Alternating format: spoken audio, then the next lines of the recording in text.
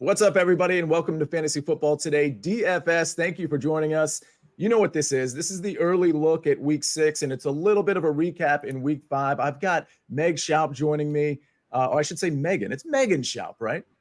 I mean, my friends call me Meg, so we're friends, Sia. You could call me Meg. I'm a friend. I'll call You're a you friend. Meg. All right. Yeah, exactly. Well, let's, I want to talk about last week real quick before we get into the Week 6 higher totals that we might want to focus on, and then the position by position pricing that we might like. Again, it's early. It's Tuesday. We'll see what happens. But I want everybody to know the FFT DFS link is live. So you can get it in the podcast description and the YouTube description. We might post it in the chat as well. But just know that you can register for that right now. If you're hearing my voice, it means you can register for the FFT DFS contest. Couple of just notes. We have two week 6 buys. Meg, as you know, the Packers and Steelers are off. Ravens Titans not on the main slate. They're the London game this week, 9:30 Sunday morning. Meg, tell me about last week. Before we got started, you mentioned to me that you didn't have a lot of success on the main slate, but you had some success on the early slate, the 1 o'clock games. Is that true? Yes, the early only saved me. And I know, Sia, you sometimes talk about the short slates, early only or afternoon only, and taking that in consideration. And honestly, I've been trying to do that last year and this year more. And that sometimes is a hedge or helps kind of save the week. If you're just, a lot of my big stands were in the 4 p.m. window.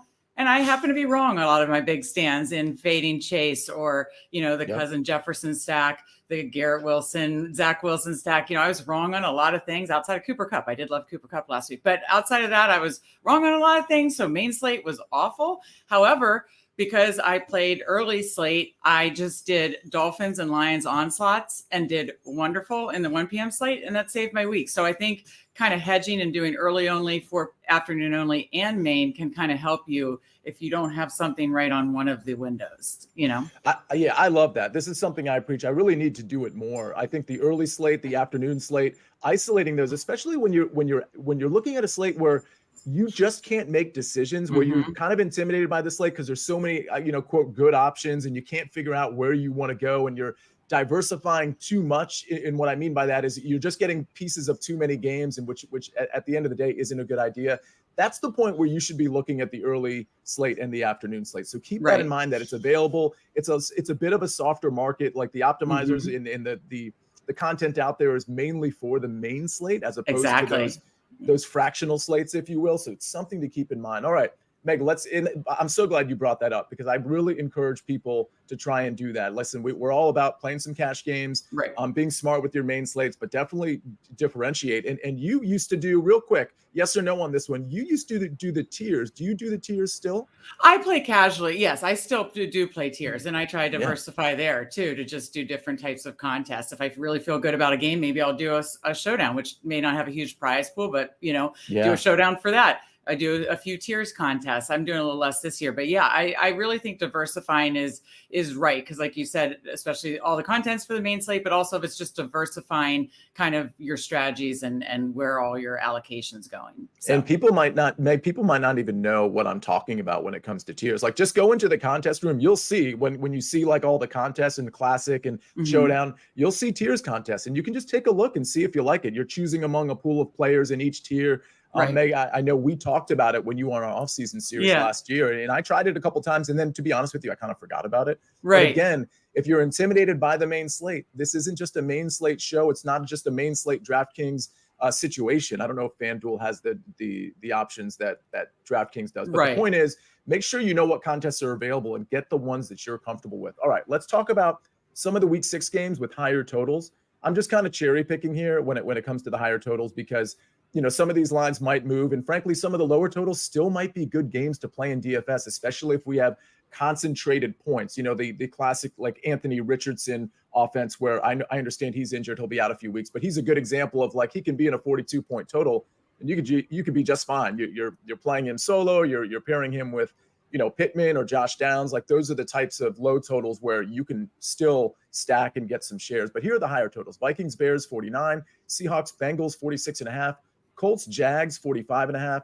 Panthers, Dolphins, 48.5. Cardinals, Rams, 48. A lot of these totals, by the way, have gone up a point or two. Like, for example, the Cardinals, Rams, I believe Seahawks, Bengals, and I believe Panthers, Dolphins have all gone up like a half a point or a full point since they opened. So that's telling you that the market is really thinking that these games really are going to shoot out. So there are four o'clock games. I'll point that out just because we do have an afternoon slate. You can play. What if there's 4 o'clock games? That means I guess there would be 7 1 o'clock games. There you go. Thank you for that. Now, Meg, just look before we get into quarterbacks, looking at these sort of higher totals, are there one or two that stick out to you that you're thinking, yeah, I'm probably stacking 1 or 2 of these games here? Well, I probably will be interested in just the one side of the Dolphins-Panthers and the Dolphins game, because they have shown that they will just put it on a team, and go ahead and rack up some points. They are literally outpacing the greatest show on turf right now. So they are just a fun offense to watch. And so one piece of the Dolphins, I was kind of looking at what early in the week I think is going to be more popular, high owned versus potentially maybe underlooked and low owned. I do think, based off what happened in the Bengals game, and both Bengals and Seahawks looked great last week. I think the Bengals, Seahawks, and probably the Vikings, Bears, I could see gaining a lot of traction and ownership. I do think of the high totals, the Lions, Bucks, and Colts, Jaguars may be a little lower, and those might be some that I might draw attention to. And I still like the Cardinals, Rams as well, more the Rams side. So I just wanted to note that I think some of these high totals will get more attention than others. Yeah, I totally agree. I mean, Colts Jags is really interesting. We'll get to it in a second because Gardner Minshew, I believe he's either 5K or 5,200, and we'll see that in a second. But and also, Zay Jones might be out, so that condenses the target share a little bit more on the other side with Trevor Lawrence. But yeah, I like a lot of these games. If I had to pick 2, I do like Vikings Bears, especially with Jefferson out. Now you can play the Addison role. And by the way, we brought up Addison on this very show last Tuesday. He ended up being a pretty good play. But obviously Fields, DJ Moore, you run it back with 1 or 2 Vikings. That makes a lot of sense. If I had to pick my 2 favorites, it is Panthers Dolphins, and it's probably Cardinals Rams. But Vikings Bears is right there. So this one's going to be tough for sure. Let's take a look at the quarterbacks. Nana already has it brought up for us, but I'll tell you what, before we do that, let's hear a word from our partners. Well, you need the sports news anywhere? We've got breaking news to bring you. Then get your sports anytime you want them. Big trade news overnight to discuss. Because we know you need sports all the time. A lot of movement in the rankings this week. A legend adds to their legacy. We're bringing you that breaking news right here on HQ. CBS Sports HQ, anywhere, anytime, all the time. By the way, we got a couple guys in the chat here. Stewie, he says, hi, people, hit the like button. So yeah, hit the like button. And if you're not in here watching us live and you're listening to the podcast, that's okay. Go ahead and review the podcast. Give us 5 stars, maybe a couple lines about why you like this podcast. Hopefully you like it. Chris Kish, I see you in here as well. Thank you for the kind words about learning DFS from this show. All right, quarterbacks. There's quite a few to choose from, especially at the top, just like last week. And Meg, at the top here, and if you're watching us on YouTube, we can see 5,900 and above. It's funny to see like Kyler Murray at 5,900. Like, why are we even doing that? Like, just go ahead and filter him out. But we got Tua at 7,600. We talked about how much we might like that game. Justin Fields at 7,300. Cousins makes a lot of sense. Even without Justin Jefferson, Cousins makes a lot of sense in a nice matchup at Chicago. Now, one thing to keep in mind, the weather. Okay, we are now in the months where weather could play a factor. It's too early to tell right now, but you always want to keep those conditions in mind. Trevor Lawrence at home against Indianapolis. That's a pretty soft defense he's going up against. There's a lot here. Joe Burrow, obviously, props to Mike McLaurin, the Friday game-by-game preview. He was all over Joe Burrow and Ja'Marr Chase stacks. Meg, looking at this, I mean, I see Stafford at 6,100. That seems like tremendous value. CJ Stroud at 6,000 actually seems decent. We'll have to see if Tank Dell actually plays. He may not. There's a lot of meat on the bone here. Do you have a few guys you like here?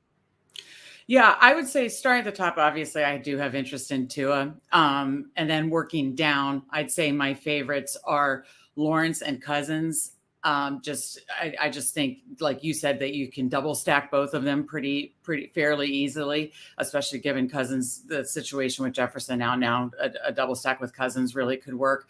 And then Stafford and Minshew down lower. I think, Stafford with Cup back, he didn't get there yardage wise, but, I just think that Stafford 303 touchdowns is, going to be coming soon. And, he's looked good. The touchdown variance hasn't been Stafford's way yet, but it's coming, especially with Cup back. So I really like Stafford. And then I think Minshew for basically that almost minimum quarterback, minimum in that 5,000 is, basically in that backup or lower tier. And so 5,000 for Minshew. I mean, he's one of the best backups in the league, and he's been very efficient. His numbers have been actually very efficient filling in when he's had to fill in for Anthony Richardson so far. So, and you can stack him with some cheap options like a Josh Downs. So I'd say those 5 are the ones that are sticking out to me at this point right now. Yeah, you're right. A Minshew to Josh Downs stack is certainly appealing because it's going to allow you to do so many different things.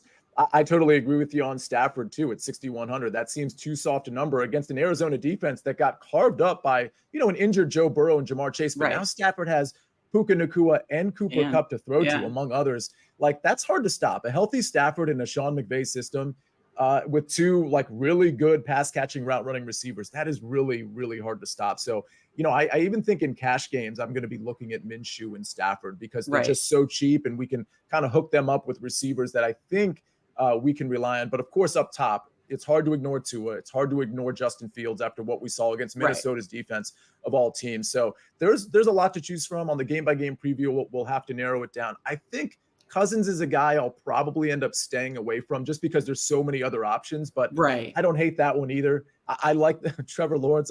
So listen, we're going to have to narrow this down, obviously. And I do like that Trevor Lawrence and company are likely to sort of push the scoring for Gardner Minshew to have to sling it around. So that's just going to create all kinds of value for Gardner Minshew. So yeah, does this mean this is intimidating because we have so many options? Like, how do you look at this? Because we do have to filter some of these guys out. Exactly. You do have to narrow your player pool, and it is hard earlier in the week when because I named 5, but really I could have named 8 or 9, and so yeah, it's hard. It really is hard. I think you just allow this to be the starting point, and then, as you research and go through, stats, data, more injury news, unfortunately, as we really dig through and get to the end of the week, hopefully things just become clearer of what games you want to focus on. I really like that Indy Jacksonville game. They've already played each other once. So we'll see how that goes. And, there were points in that first game. I really think with Minshew and,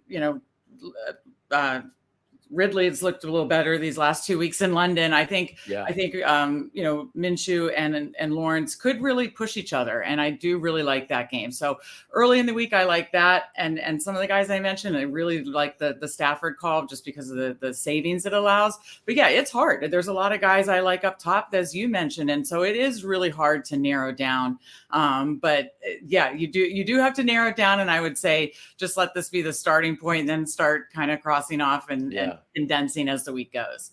Yeah, you got to make some calls. You got to make some decisions. That's just the bottom line. All right, let's go to running backs. Yeah, you mentioned injuries. Devon Achane, I should say, probably not going to play for a few weeks. So that opens it up for, we see already on the screen, Raheem Mostert at 6,400. That makes sense. Listen, I'm not going to argue with you if you want to play Christian McCaffrey at Cleveland.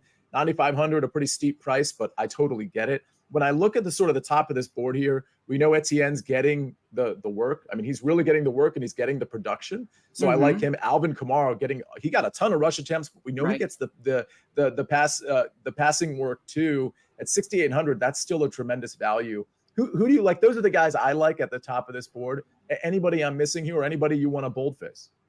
Yeah, I mean, the guys you mentioned, I agree with. And listen, David Montgomery and Etienne have really shown to be, I think people were kind of nervous about both of them going into the season. They've been bell cows, they've been just workhorses for their team. So yeah, they're not cheap, but I like both of them in likely a positive game script for both of them. So I have to say up top, I like both Montgomery, Etienne. Like you said, you got to love Bijan Robinson up top. Kamara has obviously gotten, a ton of work both in the passing and running game since he's been back. I also mentioned Kenneth Walker at, in that high to mid tier. I think he looked great last Thursday night. So I think he's in play. He's almost kind of got that bell cow role as well. So he might kind of go overlooked. So those are the kind of the guys I like up at the, mid to top. So let's talk about some value. I'm only going to point out a couple running backs sort of in that value, sort of mid 5K, upper 4K department. And this is where we're really going to have to wait on injury news because we'll have to see who's kind of declared out and who isn't. But Roschon Johnson at 4,600 and Rachaad White at 5,500. Like, I like both of those guys. I mean, I think they're in spots where they're likely to get full workloads. And at that price, I think they're both pretty good. We see at 5,500, Rachaad White at home against the Detroit Lions. Now, listen, the Detroit Lions, that's a tough run defense. But let's keep in mind, Rachaad White probably going to get some passing work too. And again, 5,500 just seems like a pretty good price there. Again, Roschon Johnson, if Khalil Herbert is out, that's obviously a really good value at 4,600. He's probably going to be like a cash game lock when Khalil Herbert is determined to be out, because I don't think Khalil Herbert's playing. He's got that knee issue. Any other value guys, whether it be in the 5K or 4K range that you like, Meg? Yeah, I think the Roschon Johnson call makes a ton of sense just because of how cheap he is under 5K. Another one under 5K is DeMarcado from Cardinals. I believe he would be the one to get work if Connor missed time. So that's one to keep an eye on at 4.9K. And then I'll call out one that the efficiency hasn't been there, but another bell cow at 5.1K is Dameon Pierce. He was a guy who's very high on in best ball season. From efficiency standpoint, has not done well so far this season, but boy, he's getting all the touches. You're getting a guy for 20 plus touches a game, at 5.1K. That's very attractive and interesting. It's just, we just need that efficiency to bounce back. And, maybe he'll get overlooked because the efficiency hasn't been there yet, but boy, if we get that efficiency to match the volume at 5.1K, that's interesting. Yeah. I absolutely love that. Someone mentioned Jeff Wilson. That's good because I up top, you talked about Mostert. I love Mostert. I've been, very interested in the Dolphins running backs all season, and they've paid off. So now with a chain out, I love Mostert, but we do need to watch on Jeff Wilson news. Yeah. And real quick, before we transition to wide receivers, Chris Kish says, do you guys generally have stacks in every DFS lineup you make? I assume avoiding stacks is basically a way to hedge your DFS exposure. So the answer is yes. I generally have stacks I would say probably, I'm just ballparking 90% of lineups. There are quarterbacks I'm willing to play solo. In fact, in cash games, sometimes I'll do that. Like with Jalen Hurts, I didn't want to make the decision last week. I did in one cash game, but I didn't in the other, whether I wanted to pay up for Devontae Smith or AJ Brown. But because it was cash, I was okay playing Jalen Hurts naked there solo. But generally speaking, yeah, you're going to want, especially in tournaments, you're going to want to stack your quarterback. Right. Meg, you agree there?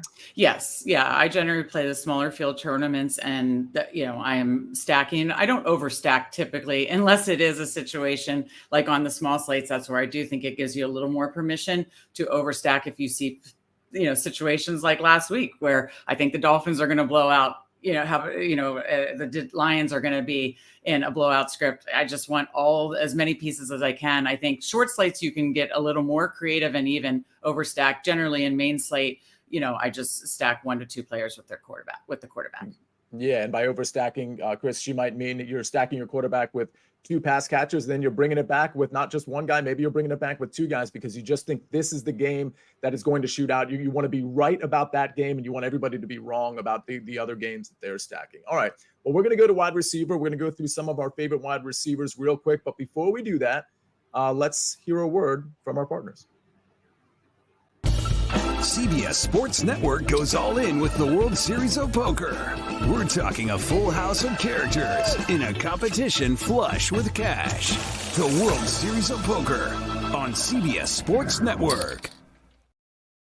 All right, well, let's fly through some wide receivers here. I mean, at the top of the board, it's hard to get away from Tyreek Hill, right? I mean, he's just one of those guys that he doesn't even really need the targets. Like he's always in a blow up spot. And this is a blow up game for him. I noticed the Dolphins were really trying to get Waddle involved early in the game. That's actually what led to the pick 6 for the New York Giants. They were just really trying to get Waddle as many touchdowns as possible.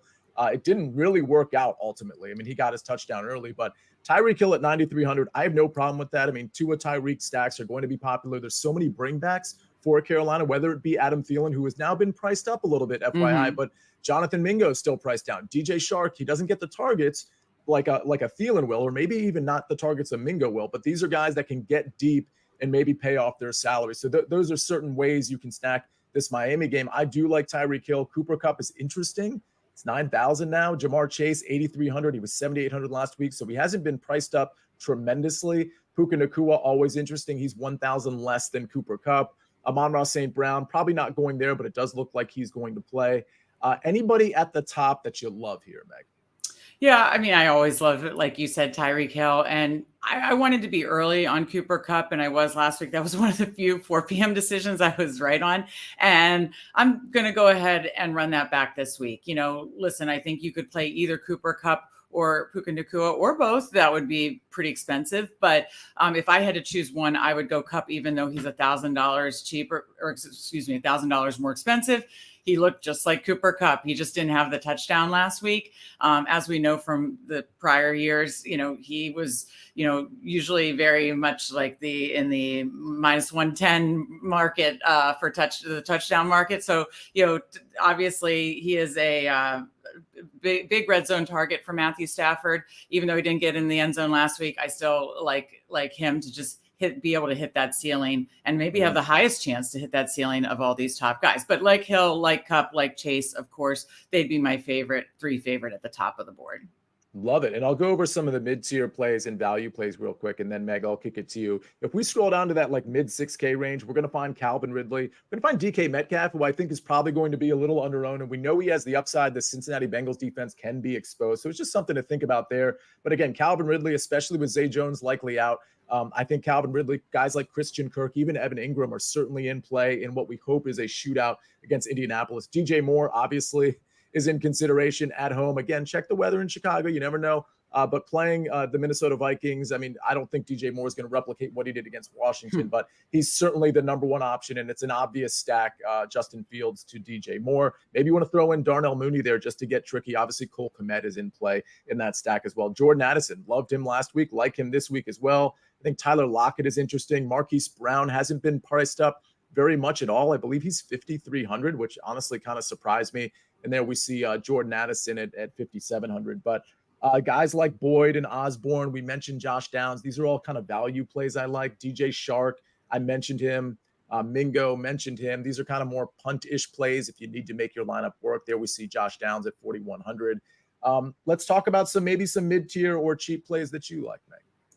I'd say of those, I mean, a lot of the ones you mentioned are the ones that obviously go to those either quarterback stack, game stack. So I think kind of most of the guys you mentioned are the ones in consideration. Again, then kind of as the week goes on, you're kind of narrowing your pool. On a Tuesday morning, I'd say my favorite as of now are Ridley. Again, love that game. He's looked a lot better the last couple of weeks. Addison and Osborne, again, being the cheaper options in Minnesota. I actually might go to the cheaper option in Seattle with Lockett over Metcalf if I had to choose just for salary savings, because they get a similar target share.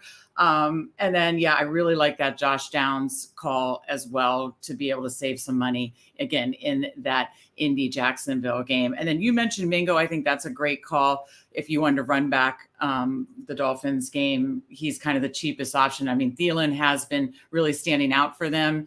But as you said, priced up, definitely a consideration. But if you want to take the cheaper option, Mingo got a decent amount of targets last week. So like that, the only other ones I'll mention down low to consider, watch the news on the Lions receivers. Like you said, it looks like ASB will be in, but Reynolds looked great last week. He's had a great start to the season. Jamison Williams didn't do much in his first week back. So, Reynolds has been making an impact. He's still relatively cheap. And then if Tank Dell is out, Robert Woods may be a consideration down low. Yeah, I like that Robert Woods call out quite a bit. I mean, I actually think a CJ Stroud stack is still sneaky, even if Tank Dell is out with Nico and Robert Woods, or you choose one of those in a skinny stack. So that game definitely has potential. CJ Stroud looks really good. I don't know what else to say. We mentioned Thielen being priced up. If you weren't looking at it on YouTube, he's 5,900, whereas DJ Shark is 4K, and Mingo's even way less than that. I think he's like 3,600, 3,500. Let's take a quick look at tight ends, and then we're just going to look at two lineups, the FFT DFS winner, and then, of course, we're going to look at one of my cash game lineups. I made a really dumb cash game mistake. It's not the lineup we're going to see, but Meg, real quick, I wasn't thinking when I was doing late swap, and I late swapped one of my biggest cash game lineup. I late swapped it thinking it was a tournament lineup. Oh, it did not work out for me. It was just the dumbest mistake of all time. I've never made that mistake before, but here we are. Tight ends. Listen, I'm just going to list off a bunch of tight ends just because we're a little short on time. Sure. I like Kmet. I like Evan Ingram. I like Ertz. I think Logan Thomas is interesting at Atlanta. These are cheaper options, right? Jonnu Smith, I played him last week. I'll play him again this week. He's still getting the targets, just like Kyle Pitts is getting targets as well. And then Tyler Conklin, I think, is interesting. One thing to note about Evan Ingram that I think is interesting, 8 targets over his last 4 games. Like, that's pretty good. And again, in a game that we want to get pieces of, I don't think people are going to be going the Ingram route necessarily. So something to think about. How about a few tight ends that you like, Meg?